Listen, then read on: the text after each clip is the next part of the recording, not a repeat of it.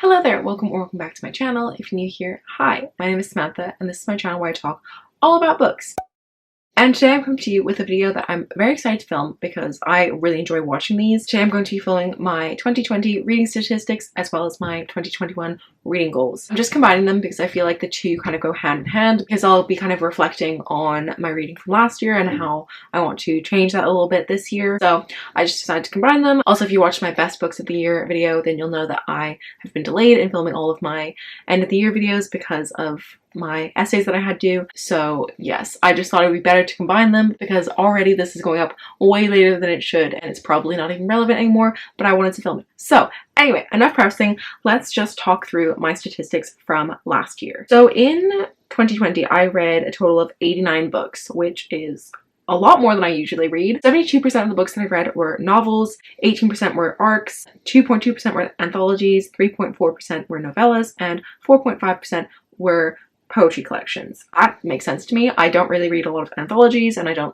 plan to because I don't really like them. Again, novellas are not really my thing because I just find them to be too short. The one thing I would like to change is I would like to read a bit more poetry this year. I kind of like to read like kind of one a month would be my ideal. As you can see, the majority of my reading was done between April and August. In the first 3 months of the year, I was in Mexico studying abroad, so I really wasn't reading that much, although I did read 6 books in February. Typically don't read a lot in December and January, just because of like university deadlines and stuff like that, so this doesn't really surprise me. The most books I read in a month was in July. I read 14 books, and the least was 1 book in January and December. But on average, I was reading about 7.4 books a month. I read a total of 33,501 pages, which is a lot. In terms of the representation in books, 40% of the books I read didn't have any representation, or not that I could remember because I actually compiled these statistics after the year was over. 40% didn't have any representation in them, which is not ideal. I would definitely like to lower that. 34 of the books that I read were written by POC authors, which is another thing that I would like to increase. 91% of the books I read were traditionally published and only 9% were indie published, which I feel like makes sense. I clearly read a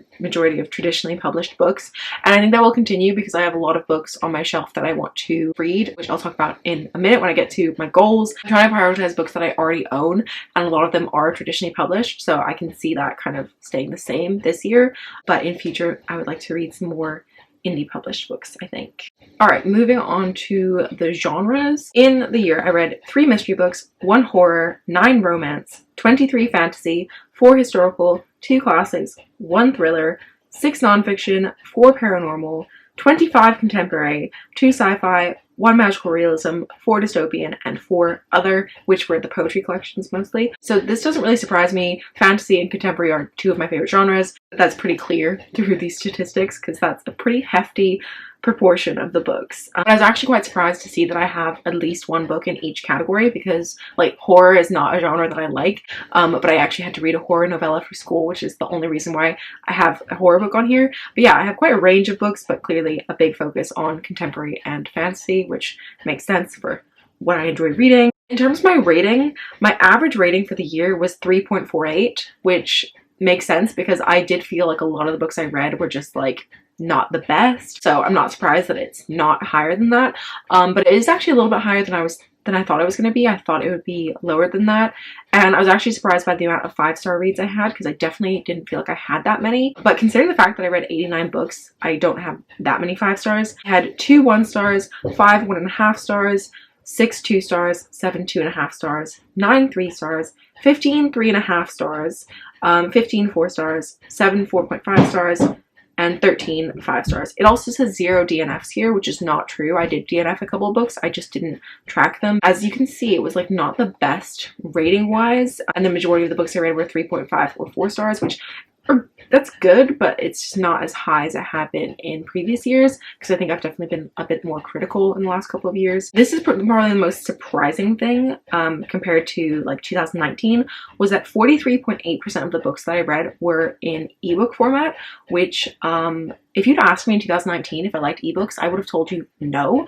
but 2020 was the year of ebooks for me. I read so many. As you can see, I really just got into them because of like being away and stuff like that, and I discovered the library, but obviously the library wasn't open for most of the year, so I was getting ebooks from the library. The majority of the books that I read were ebooks, and then physical, and then audio was my least used method because I typically listen to audiobooks whilst I'm like going somewhere, and obviously I haven't been going anywhere because of a pandemic, so yeah. And then in terms of the intended audience, 15 of the books that I read were adult, 17 were new adult, 46 were YA, and 11 were middle grade. That doesn't really surprise me. I don't love middle grade, and I do read a lot of YA, but that is something that I'm hoping to change, which I'm going to talk about now because we're going to move on to my 2021 goals. My first goal of the year is to read 52 books, which obviously is quite a bit less than I read in 2020. The reason why I've set my goal significantly lower than what I read last year is because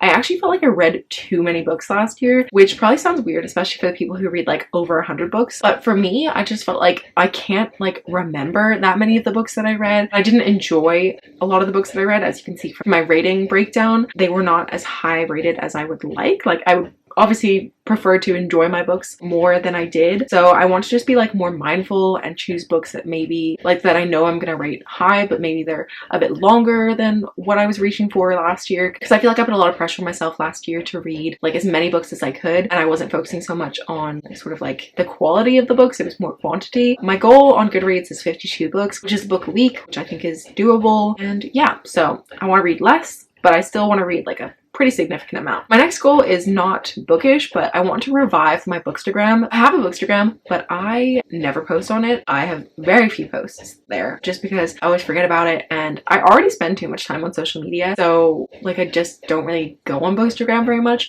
But I would like to revive it and post like once or twice a week and maybe do some more stories and stuff like that, just because I do like Instagram a lot. I just don't really engage with it that much. But it is something that I would like to work on. My next goal is actually a booktube goal, and that's to post once a week. I think I was not too bad considering the fact that I was back at university. I was still posting semi-consistently. Ideally, I'd like to like plan a little bit better and maybe have like 2 filming days a month where I film a bunch of stuff and then I can just edit those throughout the month or something like that. Just be more organized so that I can still post once a week even when I have like a lot of university stuff going on. My next goal is quite an ambitious one, and that is to get my physical TBR down to 10 books. I currently have 34 unread physical books. I really want to get that down to 10. That's my goal. It's kind of just like an arbitrary number, but I just think that it's pretty doable because that's only 24 of my physical books. If I do read 52 books, then if 24 of the books that I read are physical, then it makes sense that I would have more ebooks, and yeah, then I can still read new things as well as reading